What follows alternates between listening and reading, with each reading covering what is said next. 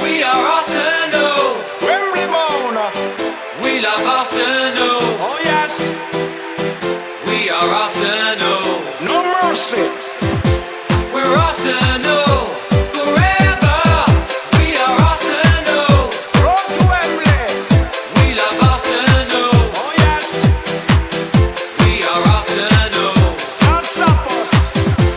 We're Arsenal forever.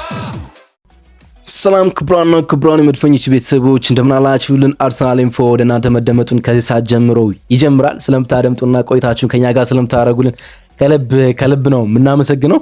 ሁለት ጉዳዮች ይኖርናል። አንደኛው የጉዳት ዜና ነው። ራያን ቴይለር የአርሰናል ተጫዋቾች ያሉበት የጉዳት አፕዴት አወጥቷል።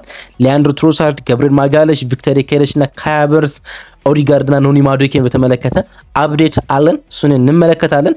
ከዛ በላይ በብዙ ጉዳይ የምንቆየው በሙኒኩ ጨዋታ ላይ ከጨዋታው መጠናቀቅ በኋላ በፍላሽ ኢንተርቪው ጆሹዋ ኪሚች የባየር ሙኒኩ አምበል ስለ አርሰናል የሰጠው ሐሳብ አለ አይደል? በጣም ብዙ መነጋገሪያ የነበረ ማለት ነው።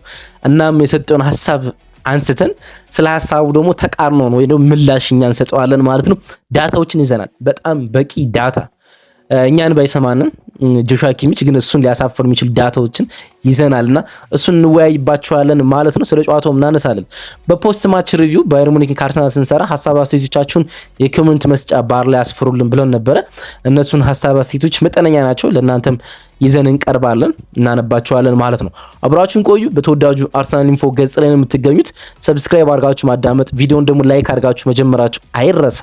እሱንም ስለምታረው ከልብ እናመሰግናለን።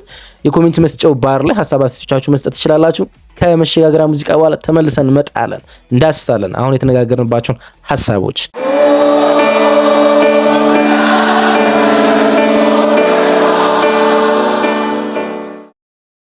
እንግዲህ ፕሮግራሙ የሚጀምረው ትናንትና ቃል እንደገባውላችሁ በባየር ሙኒክና በአርሰናል ጨዋታ ላይ ከሰራነው ፖስት ማች ሪቪው ጣፋጭ በቀል ብለን ከሰራነው ፕሮግራም ላይ ኮሜንት ታረጉና ያረጋችሁን ኮሜንት በዛሬው መርሃ ግብር ላይ እንደማነሳው ገልጫለሁ። ጥቂት መጠነኛ ኮሜንቶች አሉ፣ እነሱ በማንሳት እንጀምራለን። አርሰናል እንግዲህ ባየር ሙኒክን ከ10 ዓመታት በኋላ ማሸነፍ ችሏል። ግን ደሞም ሲያሸንፉ በፍጹም ዶሚናንስ ነበረ። በኳስ ቁጥጥር ባይሆንም በጨዋታው ሌሎች ቁጥሮች ባሉትና በጨዋታ ቁጥጥር ድንቅ በነበረ ፐርፎርማንስ በሙከሮች በሁሉም ነገር በልጦ ነው። ወደኋላ እንመለከተዋለን። እናም ኮሜንት ያደረጋችሁልኝ ሰዎች በጥቂቱ ለማንሳት ሞክራለሁ። ሲሳይ ደበበ ተስፋ ራይስ ማለት የሚገርም ፍጡር ነው፣ ራሱን ለአርሰናል ለመስጠት የተዘጋጀ ሲል ሐሳቡን ሰጡናል። ሙባረክ ሚል ደግሞ የኔ ሁሌም ጀግና ራይስ ነው፣ ስለ ሁሉም ብታወራ ደስ ይለኛል፣ መከታተልን ከአገረ ማርያም ነው ምጽፍልህ፣ እንወድሃለን ብሎናል። ራይስ የኔ ማን ኦፍ ዘ ማች የእናንተስ ብዬ ጥያቄ አቅርቤ ነበር። አሁን ብዙ መነጋገሪያ ርዕስ ሆኗል። ከሰሞኑ ሶሻል ሚዲያውን የተመለከታችሁት ከሆነ በተለይ ሲቢኤስ ቴሪዳን ኦኖሪ ካራገር እና ደግሞ ቢግ ሚክ ያሉበት አሌክስ ስኮት የምትመራው ሾው አለ አይደል? ከአሜሪካ የሚተላለፍ እዛ ሾው ላይ ዲክላን ራይስ ከጨዋታው በኋላ ጋብዘውት ከቼልሲ ጋር የሚቀጥለው ሳምንት በዚህ ሳምንት መጨረሻ ላይ እሁድ ጨዋታ ያደርጋልና ከካይሴዶና ከሱ ንጻሬው ስለማስገባት ሞክሮ ነበር። ሃምብል ነው ራይስ ለመመለስ ሞክሮ ነው፣ እሱን ለማነጻጸር ሞክሮ እሱን ፕሬሸር ለመክተት ሞክሮ ነበር። ግን ራይስ በጣም ሃምብል ነበር። ጥያቄውን ሲመልስ የተለያዩ ፖዚሽን እንደሚጫወቱ ሞሰስን በጣም እንደሚያደንቀው ነበር መናገር ይቻላል። ሞሰስ ካይሴዶን ሞሰስ ብሎ ነበር ሲጠራው የነበረው። አታሚል አንድ የዩቲዩብ ዩዘር ኔም ያለው አድማጫችን አብሶሉትሊ ዲክላን ራይስ ማን ኦፍ ዘ ማች ብሎና ኢብኑ ሰይድ የኔ የጨዋታው ኮከብ ራይስ እና ቲምበር ናቸው የሚል ሐሳቡን የሰጠን።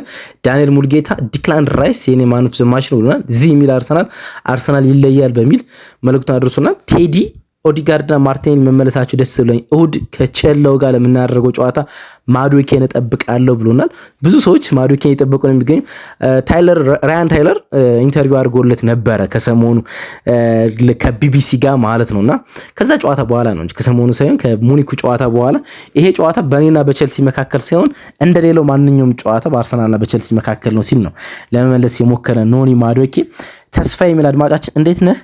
ለራይስ ቃላት የለኝ፣ ምን አይነት ተጫዋች ነው፣ ለኔ ራይስ ይለይብኛል ሲል ነው ለመናገር የሞከረው። ሚኩ ራይስ ይለያል ሲል ራይስ ያለውን አድናቆት ገልጾልናል። የተሰጡን ኮሜንቶች እነዚህ ነበሩ። በእነሱ ልጀምር ብዬ ነው እንግዲህ የዛሬው ዋና መነጋገሪያ ርዕሳችን ትልቅ መነጋገሪያ ርዕስ ነበር። ትናንትና በሁሉም ሶሻል ሚዲያዎች ማለት ይቻላል ኤክስ ላይ፣ ኢንስታግራም ላይ፣ እንደዚሁም ደግሞ ፌስቡክ ላይ በሁሉም በጣም መነጋገሪያ ነበር። እንግዲህ ጆሹዋ ኪሚች ከጨዋታው በኋላ በፍላሽ ኢንተርቪው ጥቂት ተበሳጭቶ ሊሆን ይችላል፣ እሱን እንገነዘባለን። በጨዋታው ጋዜጠኛው እንዲህ ሲል ጠየቀው፣ ቼልሲን ገጥማቸዋል፣ ፒኤስጂን ገጥማቸዋል፣ አርሰናልን ገጥማቸዋል። ከገጠማቸው ቡድኖች ሁሉ ኃይለኛው ወይም ደግሞ ታፉ ቡድን አርሰናል ነው ወይ ብሎ ጠየቀው ጋዜጠኛው አለ። ምክንያቱም ፒኤስጂን እና ቼልሲ ማሸነፍ ይችላል። በፍጹም አይደለም አለ። በጣም ታፉ ቡድን ፒኤስጂ ነው አለ። አርሰናሎች ትክክለኛ ጨዋታ አይደለም የሚጫወቱት አለ። በመጀመሪያ ዲፈረንት ነው ያለ። አርሰናል የተለየ ነው አለ። ዲፈረንት አለና ረጅም ኳስና ሁለተኛ ኳስን ይተማመናሉ፣ የቆሙ ኳሶችን ይተማመናሉ። ከዛ በኋላ መጨረሻ ላይ አርሰናል ትክክለኛ እግር ኳስ አይደለም የሚጫወታል። እሱ ነው ብዙ ነገሮች ያነጋገረ ማለት። አርሰናል ትክክለኛ ኳስ አይደለም የሚጫወታል እና እንግዲህ ከጨዋታው መጠናቀቋል የቡድን ጓደኞቹ የሆኑት ማኑኤል ኑዌር፣ ሃሪ ኬን ለአርሰናል ያላቸውን አድናቆትን አብሶሉትሊ በጣም የተለየ ቡድን መሆኑን ገልጸው ነበርና እሱ በብስጭት ይመስላል አርሰናል የተለየ ነው ካለ በኋላ በጣም ደባሪ ኳስ እንደሚጫወት አይነት ለመናገር እግር ኳስ አይደለም ለማለት ነው የሞከረ። ዲፈረንት ቱ ፉትቦል ነው ያለና የተለየ እግር ኳስ ነው የሚጫወት ለማለት ሞከረ። አርሰናል በረጅም ኳስና በሰከንድ ቦል ይተማመናል፣ በሴት ፒስም ብሏልና እስኪ ቼክ እናድርግ በጨዋታው ውስጥ የተፈጠሩትን ጉዳዮች እንበል። አርሰናል በሁሉም ዲፓርትመንት የላቀ ነው። ሚካኤል አርቴታ በአንድ ወቅት በሴት ፒስ የላቃችሁ ናችሁ ብሎ ሲጠይቋቸው በሁሉም ነገር የላቅን መሆን እንፈልጋለን ብሎ ተናግሮ ነበር እና አርሰናል ሙኒክን በሁሉም ነበር ዶሚናንት ያደረገው፣ በሁሉም መንገድ ማለት ነው። በቆመ ኳስ ብቻ አልነበረ ዶሚናንት ያደረገው። ግን እንመልከት እስኪ ማን ነው ብዙ የቆመ ኳስ የተጠቀመ በጨዋታው ውስጥ፣ ማን ነው ሎንግ ፓስ የተጠቀመ? እስኪ ጥቂት ለመመልከት እንሞክር። እንግዲህ በጨዋታው ውስጥ አርሰናል እያንዳንዱ በጣም ወሳኝ የሆኑ ከጆሹዋ ኪሚች ጋር የሚገናኙ እያንዳንዱ ጉዳዮች ለማንሳት እንሞክር። ፖዚሽናል ፉትቦል የሚጫወት ቡድን ብዙ ኪሎ ሜትር ይሮጣል። እንደሚታወቀው የፔፕ ጋርዲዮላ ባርሴሎና ከተቃራኒ ቡድን ብዙ ኪሎ ሜትር መሮጥ ነበረበት። ምክንያቱም ለአንድ ተጫዋች ሁለት ኦፕሽን ስለሚያስፈልግ ኳስ ለመቀበል ማለት ነው። አርሰናል በጨዋታው ላይ 117 ኪሎ ሜትር ነው የሮጡት ተጫዋቾቹ 117 ኪሎ ሜትር፣ ባየር ሙኒክ 115 ኪሎ ሜትር። ስለዚህ አርሰናል ተጫዋች በጣም ብዙ ኪሎ ሜትር ሮጠዋል። በጣም ብዙ ኪሎ ሜትር ማለት ነው። በጨዋታው ውስጥ አርሰናል 3.1 ኤክስጂ ነበር ወይም ኤክስፔክትድ ጎልስ 3 ጎል ያስቆጥር ይገባ ነበር፣ 3 ጎል አስቆጥሯል። ባየር ሙኒክ 0.65 ኤክስጂ ነው የነበረው 0.65 ከአንድ በታች ማለት ነው። ግን አንድ ጎል አስቆጥሯል ማለት ነው። በታሪክ 7 ጊዜ ብቻ ነው እንደዚህ አይነት ኤክስጂ ኖሮት ነው ከአንድ በታች ማለት ነው። ለመጨረሻ ጊዜ ከአንድ በታች ኤክስጂ ያስመዘገበው ባየር ሙኒክ ኤፕሪል 2022 ከሜንዚ ጋር ሲጫወት ነው። ከ3 እና 4 ዓመት በፊት ማለት ነው። ለዚህም ነው እንግዲህ የተበሳጨ ማለት ነው። እንግዲህ አርሰናል ሊያስቆጥሩ አይገባም ከፈጠሯቸው የጎል ዕድሎች አንፃር። የራሳቸውን እግር ኳስ የአርሰናል እግር ኳስ ትተን አርሰናል የተጫወቱን ትተን የራሳቸውን እግር ኳስ ብንተነትን በተጫወተበት መንገድ ሙኒክ በተጫወተበት መንገድ ጎል ሊያስቆጥር አይገባውም። 0.65 ነው ኤክስፔክትድ ጎል ውስጥ ማለት። ኮርና 6 አርሰናል አግኝቷል፣ 1 ኮርና አግኝቷል። እንግዲህ ኮርና ያገኘ ቡድን ኮርኖ ማሻማት አለበት አይደለ? የተቃራኒ ቡድን 10 ሆኖ ሙኒክ ሲከላከሉ ነበረ 10 ሆኖ መከላከል ነበረባቸው። 10 ሆኖ ተከላክለው አርሰናል አላቆሙት። ነው ምሯቸው ነው አርሰናል ሰከንድ ሃፍ ምሯቸው ማለት ጋቢ ማጋለሽ ቢኖር የበለጠ ሊያስደብራቸው እንደሚችል መናገር ይቻላል። ምክንያቱም ከዛ በላይ የላቀ ሊያስቆጥር እንደሚችል ፍሪ ኪክ የቆመ ኳስ ቅጣት የምትምንለው አርሰናል 13 ነው ያገኘ፣ ሙኒክ 16 ነው ያገኘ። በጣም በሚገርማችሁ ከ16ቱ የቆሙ ኳስ ሙኒክ ካገኘው ማለት 13ቱን ወደ ጎል ነው ያሻሙት። ማለት ወደ ተቃራኒ ቡድን ማለት ነው። ተቀባብሎ ኳሱን አልጀመሩትም። እንግዲህ ሎንግ ፓስ ተማመናሉ ነው ያሉት፣ አላስቆጠሩትም። ግን 16 ሴት ፒስ አግኝተው 13ቱን ለማስቆጠር ወደ ቡድን ጓደኞቻቸው አሻምተውታል። አልተቀባበሉትም ወይንም በኦፕን ፕሌይ ለመጫወት አልሞከሩም። ግን ተተችተናል። ሹትን እንምጣ። አርሰናል 13 ሹት ነበረው፣ ሙኒክ 8 ሹት ነው የነበረው። 13 ሹት አርሰናል ሹት በማድረግ አርሰናል የተሻለ 8ቱ የአርሰናል ኦን ታርጌት የሙኒክ 2 ብቻ ነው። ሃሪ ኬን ምንም አይነት ሹት አላደረገም። ለመጀመሪያ ጊዜ ከአርሰናል ጋር ሹት ሳያደርግ ወጥቷል። ስለ ሃሪ ኬን ማውራት አለብን። እዚሁ ጋር መመለስ አልፈልግም። ጥቂት ነገሮችን አንስቼ ነው መውጣ። እንግዲህ ክርስቲያን ሞስኬራ ነው እንግዲህ የተጫወተው ከዊሊያም ሳሊባ ጋር። ሃሪ ኬን ቀጥ አድርጎት ብሏል ማለት ይቻላል። ቀጥ አድርጎት ማለት ነው። ሃሪ ኬን በጨዋታው ላይ 30 ተች ነው የነበረው 30 ተች ብቻ። ከ2023 ኦክቶበር በኋላ በሻምፒዮንስ ሊግ ምሽት ሹት ሳያደርግ ለመጀመሪያ ጊዜ ወጥቷል። ከ2023 ጥቅምት ወር በኋላ ለመጀመሪያ ጊዜ ምንም አይነት ሹት ሳያደርግ ወጥቷል። ከአርሰናል ጋር ለመጀመሪያ ጊዜ ሹት ያላደረገ። በዚህ ውድድር ዓመት 24 ጨዋታዎችን በሁሉም ውድድሮች አድርጎ 18 ጎሎችን ማስቆጠር ይችላል። አርሰናል ላይ ደግሞ 21 ጌም አድርጎ 15 ጎሎች ነበሩት። ግን በጨዋታው ላይ እንኳን ሹት ከአርሰናል ቦክስ የነካው 2 ኳስ ብቻ ነው። ይኸውም በተቃራኒ ከሙኒክ ቦክስ ብዙ ኳስ ነክቷል። 3 ኳስ ነክቷል። ከሙኒክ ሳጥኑ 3 ኳስ ነክቶ ከአርሰናል ሳጥኑ 2 ኳስ ብቻ ነው መንካት ይቻላል። ጆሹዋ ኪሚች ምንድነው ያለ ሙኒክ ከራሱ የሜዳ ክፍል እንዲሁም ደግሞ ከራሱ ሳጥን ብዙ ኳስ ነክቷል ከአርሰናል የተሻለ ካልነ ኳስ አልያዙም ወይንም የያዙትን ኳስ ለመጠቀም አልሞከሩም። በጣም ድሮፕ ያደርግ ነበር አልከተና ዊሊያም ሳሊባ በአንድም በሁለት አጋጣሚ ከራሱ የሜዳ ክፍል ሳጥን ውስጥ አብሮት ፕረስ ያደርጎ ነበር። ከአርሰናል ሳጥን ተከትሎ እስከ ራሱ ሜዳ ክፍል ያን ያህል ነው እድሎችን ያሳጧቸው ማለት ነው። እሺ እንምጣ በሳጥን ውስጥ በቦክስ ውስጥ ሹት ማድረግ አርሰናል 12 ሹት አድርጓል። ሙኒክ 8 ሹት ነው ያደረገ ከሳጥን ውስጥ ሹት በማድረግ ማለት ነው። በሙኒክ ሳጥን ውስጥ አርሰናል 8 ሹት ነው ያደረገ እነሱ 8 ሹት ነው ያደረገ። ተች ኦፖዚሽን ቦክስ ይሄ ብዙ ነገር ይነግራል። ከዚህ በኋላ መነግራችሁ ነገር ጆሹዋ ኪሚች በጣም ያሳጣው ቁጥሮች ነው መነግራችሁ። እንግዲህ ተች ኦፖዚሽናል ቦክስ በተቃራኒ ሳጥን ውስጥ ብዙ ኳስ በመንካት እንግዲህ ሎንግ ቦሎች ይተማመናሉ፣ ሴት ፒሶች ይተማመናሉ ነው ያለን አይደለም። የተቃራኒ ቦክስ ብዙ ኳስ በመንካት አርሰናል 25 ኳስ ነክቷል በሙኒክ ሳጥን ውስጥ ያውም 40% የኳስ ቁጥር ይዞ ማለት እነሱ 60% የኳስ ቁጥር ይዘው 14 ኳስ ነው የነኩት በአርሰናል ሳጥን ውስጥ ማለት ነው። እሺ ሳጥን ውስጥ መግባት ይከፈዳቸው በፋይናል ሰርድ በአርሰናል ፋይናል ሰርድ ሳጥን ትተን ፋይናል ሰርድ በምን ሶስተኛው የሜዳ ክፍል አርሰናል 55 ኳስ ነው የነካ በእነሱ የሜዳ ክፍል ውስጥ በእነሱ ሶስተኛው የሜዳ ክፍል ውስጥ እነሱ ውስጥ 44 ኳስ ብቻ ነው መንካት ይቻሉ ማለት 44 ኳስ ማለት ነው። ፋይናል ሰርድ ኖ ኤ ፓስ አይደለም ይቅርታ አድርጉልኝ። ፋይናል ሰርድ ኢንትሪ አርሰናል በእነሱ ሳጥን ውስጥ 50 ጊዜ ገብቷል እነሱ 44 ጊዜ ገብቷል። ፓስ በማድረግ አርሰናል 104 ፓስ ነው በእነሱ የሜዳ ክፍል ያደረገ 50 ብያ ሳነስኩ 104 እጥፍ ፓስ አድርጓል። እነሱ 91 ፓስ ብቻ ነው እኛ የሜዳ ክፍል ፋይናል ሰርድ ላይ ማድረግ የቻሉት። ከዛ ውስጥ አርሰናል 57ቱን የተሳካ ሌላውን ተቀምጦታል። ያ ማለት 55% ነው። እነሱ 91 አድርገው 67% ተሳክቶላቸዋል። 74% ነበር። ሎንግ ቦል እንምጣ። አሁን ነው እንግዲህ ምን ዘቀው በጆሹዋ ኪሚክ አስተያየት ማለት ነው። ጀርመኖች ኪሚክ ነው የሚሉት እንግሊዞች ኪሚች ነው የሚሉት። በሎንግ ቦሎች እንምጣ እንግዲህ ሎንግ ቦል እና ሰከንድ ፓስ ሰከንድ ቦል ላይ ይመጣሉ። ሎንግ ቦል እንምጣ። አርሰናል በጨዋታው ላይ 47 ሎንግ ቦል ነው የተጠቀመ ረጅም ኳስ 47። ሙኒክ 67 ሎንግ ቦል ነው የተጠቀመ አድማጮች 67 ሎንግ ቦል እንግዲህ ይሄ ለንጻሬ የሚበቃ አይመስልም። እንግዲህ አርሰናል 47 ሎንግ ቦል አድርጎ 20ውን ተጠቅሞታል። እነሱ 67 አድርጎ 28 ተጠቅሞታል። ማን ነው የሚበልጥ ብዙ ሎንግ ቦል የተጫወተ ማን ነው? ይሄም ይነግረኝ ምስ ክሮስ አርሰናል ይበልጣል 15 ክሮስ እነሱ 5 ክሮስ ነው ያደረጉት። ግን 5 ክሮስ ያደረጉት ክሮሱ ቫልዩ ስለሌለው ነው። 5 ክሮስ አድርገው አንዱ ብቻ የተሳካላቸው አንዱ ብቻ። አርሰናል ካደረጋቸው 15 ክሮሶች 6ቱ ኮርነር ነው። ኤሪያል ዳውን እንግዲህ ሁለተኛ ኳስ ማሸነፍ ይወዳሉ ነው ያለን። ሁለተኛ ኳስ ለማሸነፍ ብቻ ነው የተጫወቱት ነው ያለን።